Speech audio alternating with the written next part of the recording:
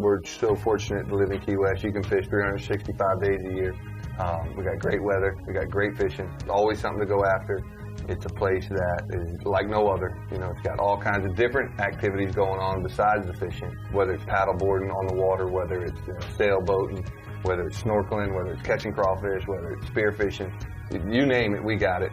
We got the ocean covered down there in the Keys and in Key West as well. And I know you probably had some pretty memorable events that taken place down there. Oh yeah, every time my phone rings and know it's you, I know it's going to be a great fishing trip in Key West.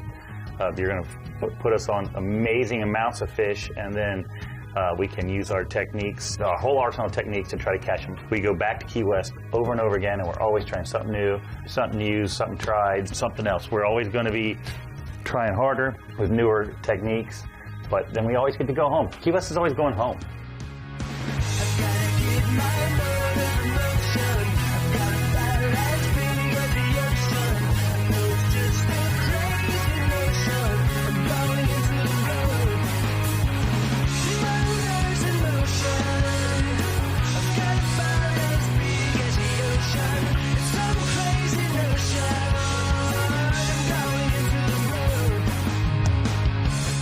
Simrad's Into the Blue, presented by Yellowfin, with Captain Scott Walker and Captain Steve Rodger. You know, I'll never forget all of our trips together. We've caught a lot of fish.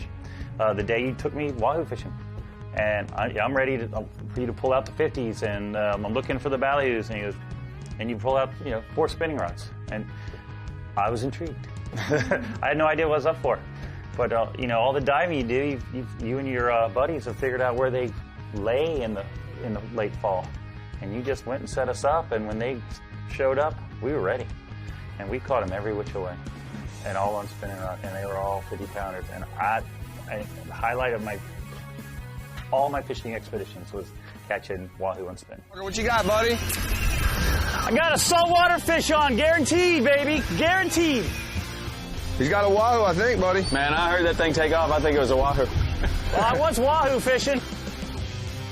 I'm going to make a prediction. I think Walker's got a wahoo. Baby! Double header! That thing! Man, you guys are dirty. My God. Hey, Roland, fish with that lure for a minute.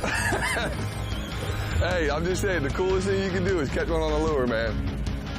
Hey, whatever. I just want to catch one. I know. You didn't get the memo? It's tough. Keep getting wrapped up. I'm going to stay away from you. You got color on yours? That's big fish, too. Nice. Look at this. Look at this. That. That is beautiful, man. Yeah. Right in the button. Oh, look at here right next to you. Oh, that is so awesome. They don't get no cooler Don't let than him that. bite you, Tom. Tail rolling. I'll bring it back around. You need it. I'm coming back around. Double-headed zebras. Nice and easy. Nice and easy. I gotta wait. Nice Good work, Tommy. job, Roland. Got one more coming in. He's hooked right in the button. I got you. Bring him to me. I'll try to keep him from rolling out of his mouth. Look at that thing, man. That is sick. Yes! Walker, look at that, boys! That is the fishing right there, buddy. That's what it's about right there. That's oh some my fishing God, right that there. is awesome. That is awesome fish. Watch your elbow, man. I don't want you bumping December, that. Tom. Full moon Buddy, in December. Hey, show up when he tells you to. That's what I learned today. That's it, Bubba. Take care of you boys. Hey, Walker, come get this hook out. Unbelievable, man. These guys We are need a going. double pitcher, Tom, so don't let him They're go. going on the grill. I think these guys are going on the grill. Yeah, baby. Got him? Brother. That was almost a lot of work for nothing. Box is open, Mr. All right, Roland. here we go, man. Nice fish, dude. Oh, you don't fit in the big cooler. The big cooler. We'll get him in there. That is. I think I got you like 6 inches, Steve. It's cool to catch him from a dead boat. That's also just amazing. You know, we had the boat anchored up. We're feeding them right off the transom, so you're actually watching them eat the bait. And then you see that fish that's one of the fastest fish in the ocean go from this idle, laid up needle gar to this rocket ship that's full speed out of there. Blink burn an the eye whole out of pool sight. line. Yeah. Smoke, really, real smoke coming off the reels. The thing I love about fishing is the challenge every day represents. I can crush them today, tomorrow, that doesn't mean I will. Every day is a puzzle building. Watching the sunrise, the way the wind's blowing, the color of the water, the way the birds are acting. It's like putting a 1,000-piece puzzle together every day and then having someone come in and knock it off the table and then putting each piece together again. I just love that challenge.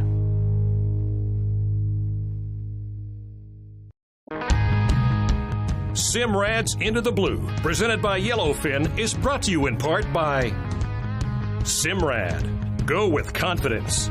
Bass Pro Shops. Your adventure starts here. Yellowfin, only in a Yellowfin. Key West, close to perfect, far from normal. Shimano. And by Costa, Tailwalker Charters. And Under Armour.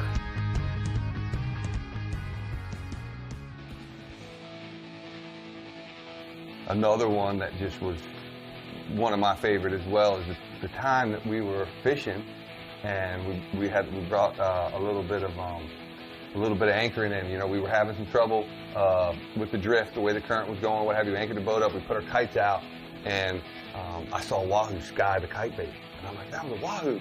And I've never seen you move so fast. You know, I'm doing my thing, kind of trying to keep 6 baits in the water, and you went into full speed Steve mode. What's going on? Trying to get that Wahoo to cut me off. Get that Wahoo? Yeah. Get the kite up. Get the kite up. Those lines up. He's way out there. Look at that. Get the short one. The middle one's too late. Oh, watch the short. Okay. That's him, dude. Wahoo! It's again, I can't say it enough how it's really important to have a wire rod ready, a plug ready, a jig ready, everything. Because Wahoos when they show up on the scene, they don't always hang out. So it's like you got to kind of present something to them, or they'll just move by. Kind of like moving down the reef. Yeah, you got to capitalize on that moment. So the coolest thing about that bite was, you know, as I was reeling him up, he started getting funny, and then you could tell when a shark's in the area because the fish acts different. You know, the fish doesn't want to get eaten by the shark either. He don't want to get caught, and he don't want to get eaten by the shark. So he's kind of stuck in the middle there. Yeah. And he started acting funny and coming to the boat and doing some weird things. And sure enough, man, we had that massive bull shark snatch a hold of that thing and take, you know, one bite.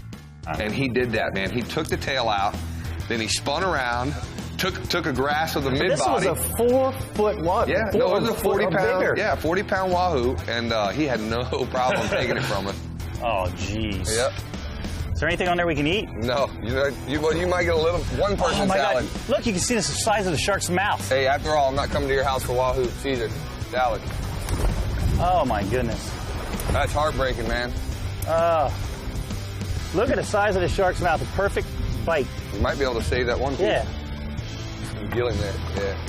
To see that was amazing. Just to watch a 50-pounder disappear. Yeah, and then I brought up a section of him. It wasn't much, but I just kept thinking, man, if that was your leg, you know, because that's what the size of the fish we were catching was the size of your leg, bigger down as your thigh. Yep. And boy, he ate that thing down. Really cool. Super exciting. Very good memory. Yep. There's a little bit of dinner left. You got a little piece there for you. That's no reason to give him to the shark.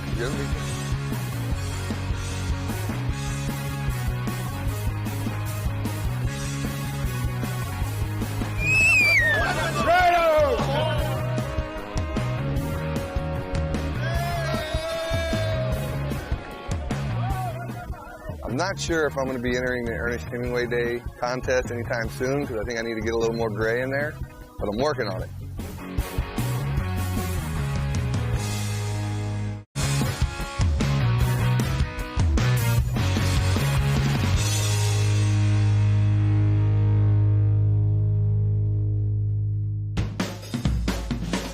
One of my favorite knives to use at Into the Blue here is this 7-inch Flex Bubba blade. I like a blade that'll bend. It's a great knife for curving around that rib bone, getting in on them smaller size fish. Obviously, a bigger knife's better for bigger fish, but this knife right here fits perfect for these snappers. I've caught 1 million of these mutton snappers, and my kids eat these things all the time. And there's a couple ways I do it. I've told you the one that I do that I like on the grill. Very simple, very easy, but another one I love to do is go ahead and fillet them out. And then what I'll do is, once I get that fillet off of there, come here, skin them. Leave that knife still. That's the key. Leave that knife still. Watch me. Pull the skin. pull that skin right off. Then you're gonna flip him over here in a second. A little bit of stomach content there. Flip him over, get rid of that red meat. Anybody ever tell you they don't like fish? Because their dad fed them a bunch of red meat. You get rid of that red meat, they're gonna love fish. Once you get rid of that red meat, make you up a little bit of egg wash with a little bit of seasoning in there. Dip your fish in that, a little flour, pull it back out, put it back in the egg wash, get you some panko, fry that stuff up in some peanut oil. Man, your kids will eat fish the rest of their life. In my memory was the time that we actually had all those sailfish chummed up behind the boat.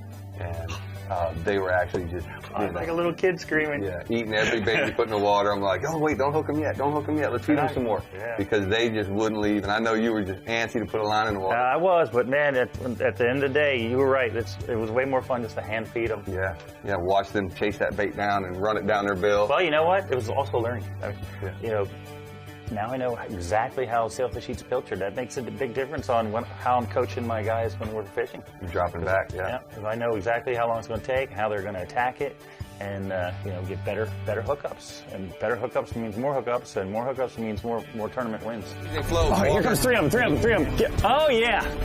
Sandy Keys, they float, Walker. Okay. I'm waiting for them to come back to the surface here. Epic sail fishing. I mean, epic. You know, you spent your life sail fishing with the kite, trolling, live trolling, sprays, anchored down, 3 feet off the back of the boat is about as cool as it gets. I mean, the sailfish spinning the pilchard down his bill, cool as it gets. Oh, yeah. There's one right here. Watch that bait spinning. Here comes one to that spinning bait. Oh, he's going to eat that one? All right, there's one on the surface right here, right on that bird. When do I get to catch one? You wouldn't let me hook one. I know. You wouldn't let Tom hook one. I know. We took our time We just hand feed him and just had a great time just hand feeding them, watching them pursue a 3-inch long fish with a 6-foot-long body. Yeah. And they're totally in control. Yeah, watching them It's hunt. ballet. It's watching them ballet. hunt is an amazing, amazing thing. I mean, those, you know, even those peck fins, they're like kickstands. I mean, they're just like the craziest. They can make any move they want. They are an amazing, amazing fish to watch. So we actually sat there and enjoyed it. You know, we're not in a tournament. We're not in any rush. Our day just started. We are 45 minutes into our day of fishing, you know, and this fish ultimately is not what we were after. But listen, We're going to make a great day of it real quick. yeah, we're going to go ahead and take advantage of all these sailfish behind the boat. You know, we got an opportunity to catch these fish from a dead boat. We still had multiple tags left on the boat that we can use for the Billfish Foundation. You know, we're going to tag a few more sails. I mean, we're going to take advantage of that situation. Just waiting for you to blow the whistle so we go play. No, I know. It was. Right back there. Let 6 it blow o'clock. back. Both of them on the surface. Tell me when I Stay should right catch there. one. There's 2 fish eating. Stay right there. You can float back with it, Tom, you know what I mean? Float back with the hook and let the fish eat it. All right. Hey, I'm going to catch one, guys. Stay right there. There you're on him. You're right on him. He's still going to the right, chasing that little pilchard. He's still on that pilchard. He came back at us. Ate one right in front of us. Come on. All right. Oh, Tom, he's getting ready. He's gonna come back around on it. It's swimming in again. But leave it there. That's the only bait in the water now. That's the only bait in the water. All right, okay. All right, Tom, get ready. Oh, you're the next. He's gonna eat yours next. He's gonna eat yours next. It's under the motors. Here he comes. He's right under the bait. That's my bait. That's it. Oh, yeah. Oh, he got it. He missed it. He's on it now. I mean, You got it. Now. Oh! Came out. I'm on, guys. All right, good job, buddy. Hello. Hello. Hello. He's going to jump right Double now. up, double up, double up, double up. Oh, big boys. Shake that head, boy. Here you go. He's right there, straight behind Tom's fish. There's a double. Double up, guys. Triple. The other thing that is just epic about coming down to Key West, having you come down, me being there, and you know, guiding out of there forever, is getting to throw the net. You know, it's an art, and you've mastered it. I've mastered it. I hate to say that like we're bragging, but you know, when you throw the net every day for 30 years, first thing in the morning, Yeah. it's like, you know, it's just part of your deal. So the bait fishing's so good there, and we really enjoy getting down there and getting that yellowfin down there and loading those live wells and getting out there. And even if the fishing is not that good, when you got a well full of bait, you can actually make the spot. You build it. You keep throwing and throwing bait and throwing bait, and you build make it happen. And that reminds me of the show. We built it up. We just kept throwing bait and built it up, and went from not a whole lot of something to just everything in the spectrum that you'd want to catch. And that's something that is so unique to Key West. Well, the pilchard fishing is amazing. You have this great area of small baits which you can really build great chum lines with. But you also have, and I don't think enough of you guys down there take advantage, great threadfin herring, cigar minnows, blue runners, and goggle eyes on all your buoys because of your tide. We don't have that in the Middle Keys. There's very few spots where we can catch kite baits.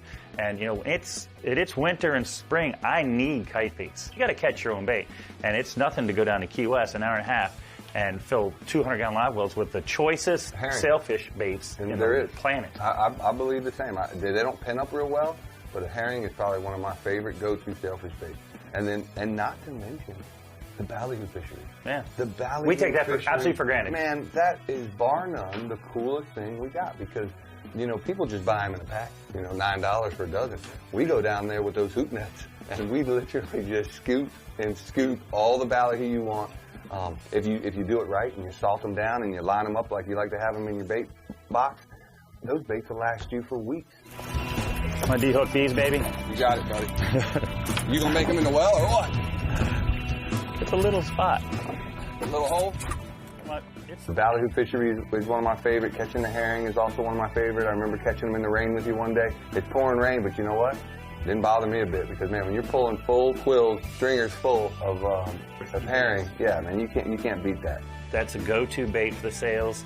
And because that bait is there, that is another reason why Key West is such a great fishing destination.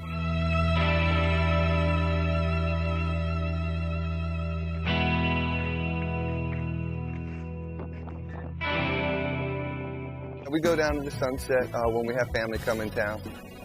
It's a neat experience. You get to see all the performers, a lot of neat and strange things going on down there, and I think that's what the allure is to the Keys for everybody.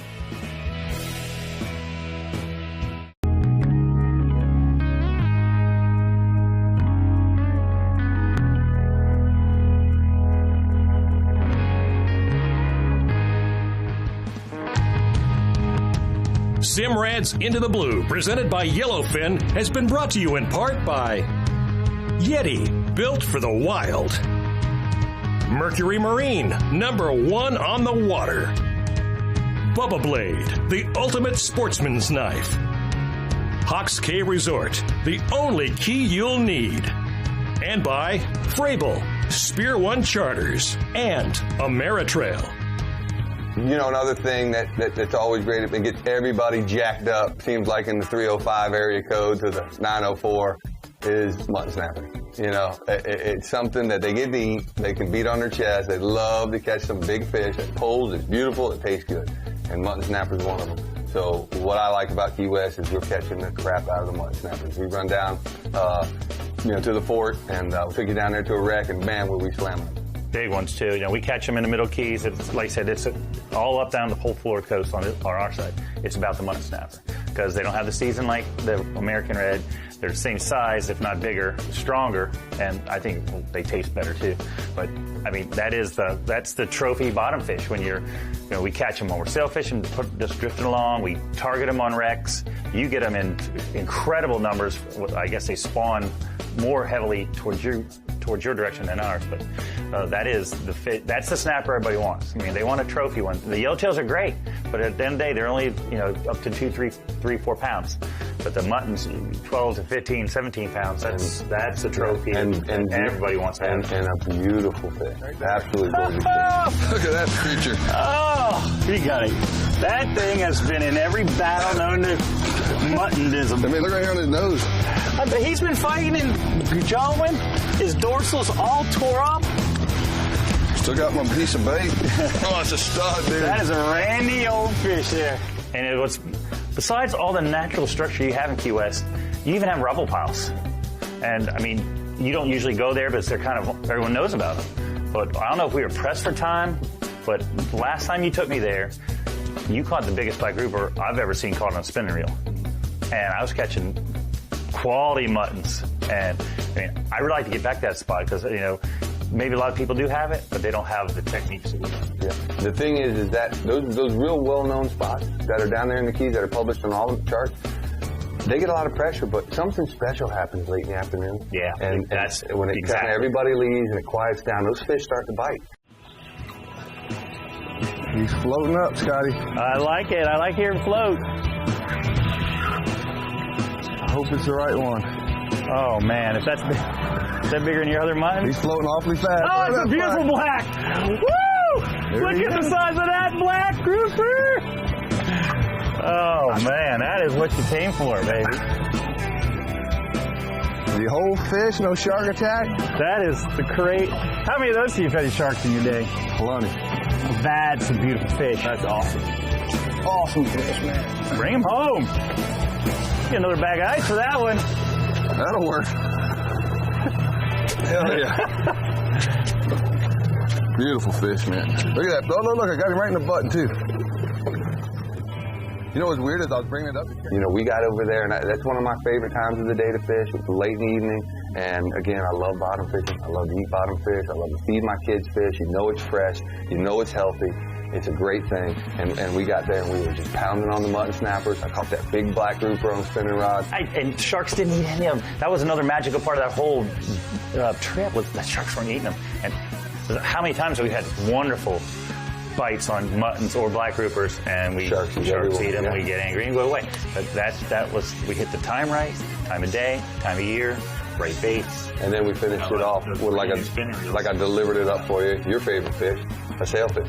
You know what I mean? So we got a box full of meat, you know, quality dinner and fish, a show, buddy. And then we had the show. I'm learning, man. I'm learning every day. Dinner and a show.